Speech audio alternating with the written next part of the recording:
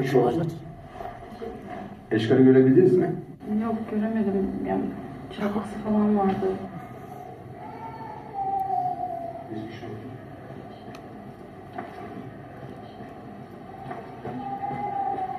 Görebildiniz mi? Hiç göremedim. Evet. Bir saniye ne oldu? İyiyim hayatım, sorun yok. Yani çapulcunun teki işte çantamı aldı. Beyefendi, müsaade eder misiniz? İfade alıyorum. Tamam ben buradayım hayatım. Sorun yok. Oraya tam olarak ne olmuştu demiştiniz? Dükkanların orada çarşıda. Doktor Bey, durum nasıl? Demet Hanım'ın durumu gayet iyi. Yalnız aldığı darbeler sonucu maalesef bebeği kaybettik.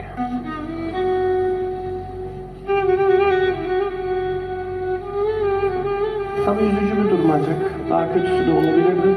Bir süre üstüne gitmeyin. Hatta psikolojik destek almasında fayda var. Geçmiş olsun. Sağ olun. Geçmiş olsun.